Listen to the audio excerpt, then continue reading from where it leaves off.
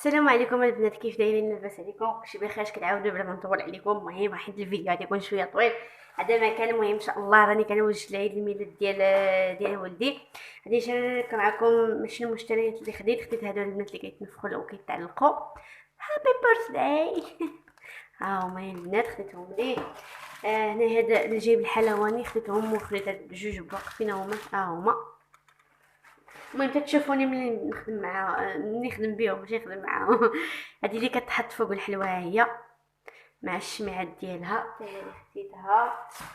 خديت هذا ديال رقم واحد ديال عام ان شاء الله. الله يطول لهم في العمر. وهادو خديتهم هاد الكيسان هادو، هاد الطبيصلات وهادو. المهم ها هما كيتباعوا مجموعين. وخديت ليهم هاد الطريبشات ليه ولا هذا جوج ليه ولا والياسين، يعني باش ما يدبسش عليهم. خديت جوج. وخديت هذا البنات هاد البلاطو ديال الكاغيط. غادي اش غادي ندير ان شاء الله حمات لاكريم. المهم راه كلشي غادي نقادو في الدار. المهم خليكم معايا، كملوا معايا الفيديو حتى الاخر بلا ما نطول معكم في الهضره. ما تنساوش تخليو لي واحد اللايك، وما تنساوش تبارطاجيو الفيديو مع حبابكم وصحابكم. يلا كملوا معايا الفيديو حتى الاخر. اول حاجه درتها البنات طيبت واحد الكيكه عاديه بالنكهه ديال القهوه من بغيتو تعرفوا ديالاش ما صورتهاش، حيت كيكه عاديه مقادير ديال ديما ديال الكيكه عاديه 4 البيضات. المهم دابا غادي نصور بنات الجينواز. غادي نصايب جوج، صورت معكم وحده راه بحال يعني نفس الطريقه نفس المقادير كلشي بحال. غادي نحتاج البنات 6 ديال البيضات بالحراره ديال المطبخ. من البارح خرجتهم من الثلاجه وحطيتهم فوق البوطاجي وخليتهم. 6 ديال البيضات. الا كانوا عاوتاني صغار بزاف البنات ديالو 7 ولا 8، كانوا متوسطين هما هادوك ديالو 6. غادي نحتاجو رشاشه ديال الملحه. غادي ندير معاهم البنات 250 غرام ديال سنيده وواحد الساشيه ديال الفاني. 250 غرام البنات بالضبط. المهم الجينوز راه كتبي المقادير ديالها يكونوا مضبوطين باش تجيكم ناجحه. هي هذيك.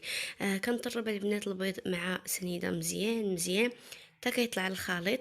باش كتعرفوا البنات واجد هو انكم ملي كتهزوا الخليط وكتشكلوه هكا كيبقى باين. المهم راكم غادي تشوفوا في الاخر كيفاش غادي يجي. هنا راه باقي خاصو واحد شويه. بقيت باقي كنخلط. الا كان البنات البيض ما باردش يعني بحال المطبخ راه دغيا كيطلع لكم، ما كيديش بزاف الوقت. شتا البنات دابا راه الخليط واجد، يعني راه البيض مطرب مزيان. كناخذ 250 غرام ديال الدقيق. غادي نضيف ليها واحد الخماره الحلوه غير وحده. وغادي غادي نغربلهم. غادي نغربل مزيان الدقيق بزاف ديال المرات باش ملي كتضيفوا الدقيق ملي كتخلطوا غادي تخلط لكم دغيا. ومن هني تسر من الاسرار باش الجينواز تنجح لكم. كيف ما شتا البنات راه كنغربلها ماشي مره ماشي جوج. عاد ديك الساعه غادي نبدا ان شاء الله نضيف على الخليط الاولاني. والدقيق البنات دقيق الخاص بالحلويات، يعني باش تصدق لكم دقيق يكون خاص بالحلويات. بالنسبه للي غيسولوني على الماركه كندير الاتقان. هذه المره عندي ميمونه جاب لي راجلي، ما بقيتش كنستعملها. ما هي اللي كنت كنستعمل شحال هذه، ولكن راه تبدلات ما بقاتش مزيانه. وليت دابا كنستعمل الاتقان، هي اللي هي هذيك يعني تخدمي بها كتكون النتيجه مرضيه. وصافي البنات انا كنبقى نضيف الدقيق، كنضيف شويه بشويه، ما كنضيفش مره واحده. وكنخلط البنات بسباتول في اتجاه واحد. ما تخلطوش بشكل عشوائي، لا، في اتجاه واحد وغير بالخاطر، غير شويه بشويه باش ما تهبطوش داك البيض اللي اصلا حنا طلعناه. كنضيف شويه بشويه وكنتاكد مزيان من الخليط بلي راه ما بقاوش فيه دوك الحبيبات ديال الدقيق نهائيا. هذيك الساعه كناخذ واحد الطاوه كندهنها بالزبده، كنديرها ورق الطبخ. حتى ورق الطبخ البنات راه كندهنو من الفوق بالزبده غير باش ما يسقش ليا مع الجينواز. كنتاكد يعني كندير الاحتياطات. الفران راني مسخناه من قبل، دايره على 180 درجه، شاعله غير لتحت غتبان ليا الجينواز ديالي تحمرات من الجناب وطاوت من التحت. عاد ديك الساعه غادي نشعل من الفوق غير باش تاخذ داك اللون الذهبي صافي. وديك الساعه غادي نخرجها ان شاء الله وراكم غتشوفوها معايا.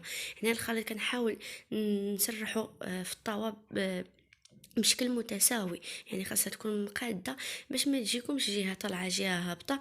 والطاوه البنات من بعد ما كديروا فيها الخليط، يعني كتسرحوه مزيان مزيان، ضربوا بها واحد شويه مع البوطاجي باش يتقاد لكم الخليط. المهم شوفوا هنا كيفاش داير. ودابا من بعد ما ضربت به كيفاش غادي يولي، كيولي مقاد البنات. وضروري تاكدوا بلي طبقه متساويه باش يجيكم مقاد، ما تجيكمش طلع جهه هابطه وجهه طالعه. ها هي البنات من بعد ما طابت راه دغيا كطيب، ما كديش الوقت بزاف، غير ردوا معاها البال.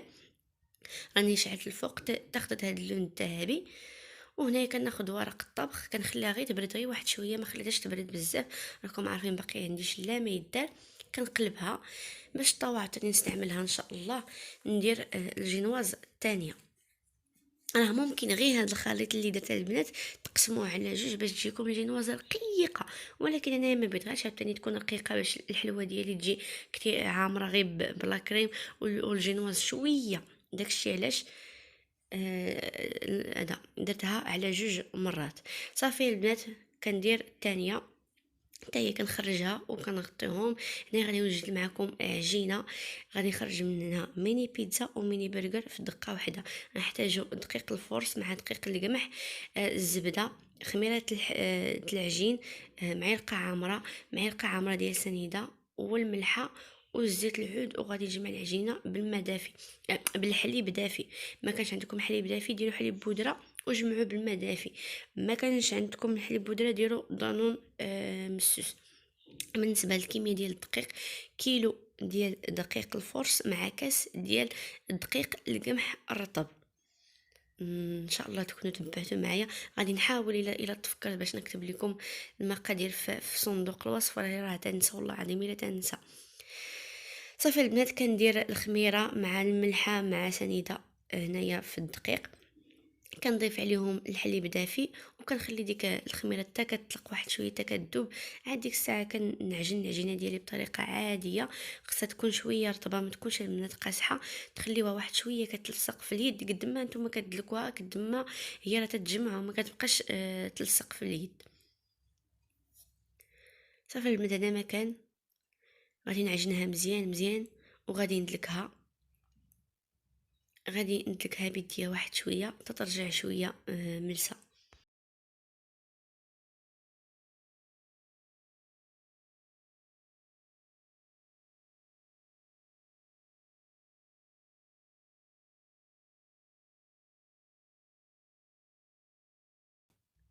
من بعد ما كندلكها البنات واحد شويه كنضيف ديك معلقه ديال الزبده، كتكون معلقه كبيره. الزبده تكون بحراره المطبخ. كنديرها في العجينه. عاد ديك الساعه كندلكها. المهم البنات راه ملي كتضيفوا الزبده العجينه راه كتفرد واحد شويه. راكم شفتوا الشكل ديالها دابا كيفاش داير. كتبقاو غير تدلكوها تجمعوها على هذا الشكل كيف ما كنعجنها دابا انايا، وراه غادي ترجع لكم هي هذيك. المهم شوفوها دابا كيفاش دايره. ومن بعد ما كتخليها ديك الزبده مزيان مزيان بالدليك، ها نتوما كيفاش كتولي ملسه رطبه وخفيفه، ما كتبقاش تلصق في اليد ولكن راها خفيفه. وعطيتها الحق ديالها في الدليك. ودابا غادي نعطيها حقها باش تخمر على خاطرها. غادي نغطيها ونخليها حتى تخمر مزيان. هذيك الساعه غادي ندوز ان شاء الله نخدم بها. يعني البنات من بعد ما خمرت العجينه غادي نقسمها ان شاء الله على جوج. راكم عارفين غادي نخرج منها ميني بيتزا وميني برجر ان شاء الله باش نحطهم نهار العيد الميلاد. المهم هادشي كامل اللي غادي تشوفوا معايا البنات التحضيرات فنهار واحد، راه والله العظيم الا من 8 ديال الصباح حتى الوحده ديال الليل.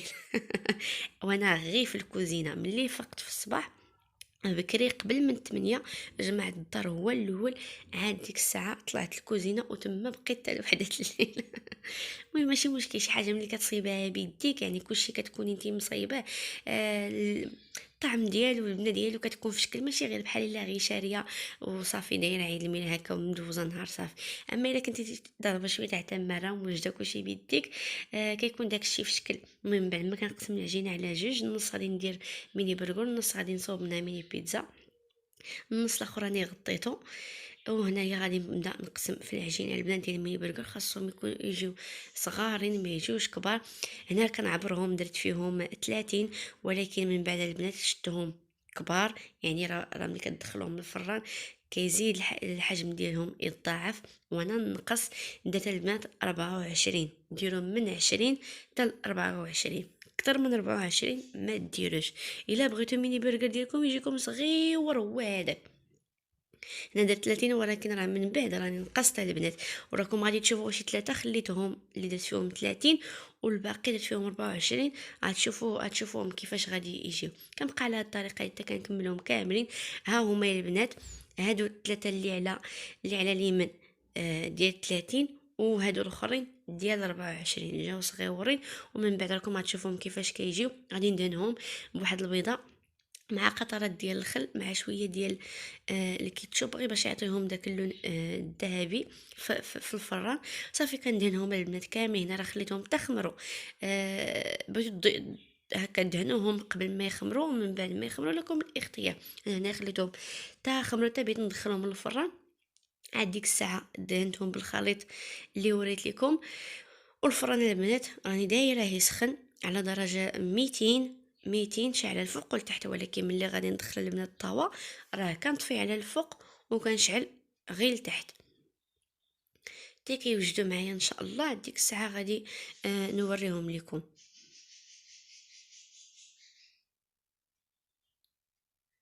صافي من بعد ما كندهنهم كاملين، كنحاول ندهنهم مزيان مزيان كذلك من الجناب باش ما يبقاوش ليا بيضين.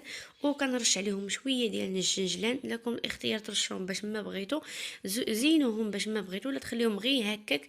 يعني البرغر ماشي ضروري انك ديري شي حاجه من الفوق. انا غير اختاريت ندير شويه تاع الجنجلان من الفوق، غير شويه، راني ما كثرتوش. صافي وديك الساعه كندخلهم للفران. وكيف ما شفتوا راني جمعتهم في طاوه وحده على وديت، ما فياش اللي يدير جوج طاوات. العجينه الاخرى غادي تخمر اكثر من القياس، يعني غادي يفوتها الخميره. داكشي علاش جمعتهم في واحد الطاوه اخرى. انا عارفاهم غادي يتلصقوا واحد شويه، ولكن ماشي مشكل. راكم غادي تشوفوهم كيفاش غادي يجيو. صافي يا البنات، وكندوز لهذا النص الاخر اللي بقى ليا من العجينه غادي نشكلو على شكل ميني بيتزا. هنايا طلقت العجينه، كنطلقها رقيقه، طلقتها رقيقه بزاف على وديت. غادي نبقى تسنى واحد شويه الفران حيت باقي خدام فيه الميني برجر. من بعد ما كنطلق الماء العجينه كناخذ الفرشيطه كنتقبل العجينه مزيان مزيان باش ملي ندخلها للفران هكا ما تنفخش، تبقى هي هذيك. صافي كنبقى على الطريقه هذه البنات حتى كنكمل العجينه كاملها، كنتقبها مزيان مزيان بالفرشيطه. وبغيت نقول لكم البنات بلي راه هاد العجينه تقدروا تعتمدوها في بزاف ديال الاشكال المملحات، يعني ماشي غير في هادو اللي درت انايا. تقدر تولي معتمده عندكم، ديروا منها بزاف ديال الشكيلات، تقسموها على 3 على 4 وتخرجوا منها بزاف ديال الشكيلات. انا من بعد ما ثقبت العجينه كاملها مزيان مزيان كنقطع بالقطعه على شكل دائري. كيكون شويه صغير، ما خصوش يكون كبير، يعني راكم عارفين دايرين ميني بيتزا. صافي من بعد ما كنقطعهم كاملين البنات كنديرهم في واحد الطاوه اللي مفرشه ليهم مرق الطبخ. صافي غير كيطيب البنات ميني برجر. عاد ديك الساعه كندخل البيتزا حتى هي طيب. والشكل النهائي راكم غادي تشوفوه معايا ان شاء الله. غير البنات ملي غادي نبدا نطيب في البيتزا راه ما كنخليش الفران على 200، كنقصو كندي حتى 180 160 وكنشعل غير لتحت. يعني خاص النار تكون شويه متوسطه، ما خصهاش تكون مجهده. وكنرد ليه البال، يعني العجينه ما خصكمش تخليوها حتى كتحمر لكم ولا تقصح لكم. راكم غتشوفوها كيفاش غتجي. خاصكم تخليوها يا البنات العجينه تبقى بيضاء، ولكن كتكون ناشفه، ما كتبقاش معجنه لا من برا ولا من الداخل.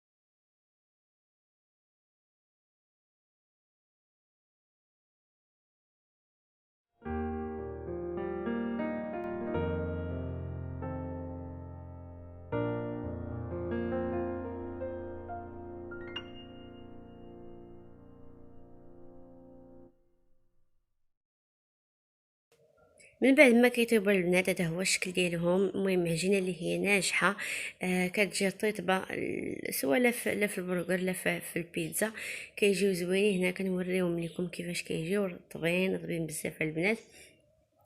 ان شاء الله تعتمدوها في اي حاجه باغيين ديروها. عجينه اللي ناجحه واقتصاديه سهله سهله، ما فيها حتى شي تعقيدات. وكيف ما قلت لكم تقدروا تخرجوا منها بزاف ديال الشكيلات، ماشي غير هادو اللي درت انايا. راني قطعت واحد الميني برجر باش تشوفوها من الداخل. برجره بعد المرات كضحك ليا درتي وحق الله. تشوفوها من الداخل كيفاش كتجي. والطياب ديالهم البنات من بعد ما كتشوفوهم طابوا من التحت، يعني تحمروا، اللون ديالهم كيرجع ذهبي. ديك الساعه ما تخليوش تحمر مزيان مزيان عاد تشعلوا الفوق، لا، تيرجع اللون ديالهم ذهبي. كتبان لكم العجينه غير من برا، يعني ماشي ضروري تحلوا الفرن، راها ناشفه، يعني هي هذيك. عاد ديك الساعه كتشعلوا الفوق، كتشعل الفوق باش هكا البرجر ديالكم يتحمر، ياخد اللوين اللي هو زوين. انا راني قطعتها لكم البنات كتشوفوها،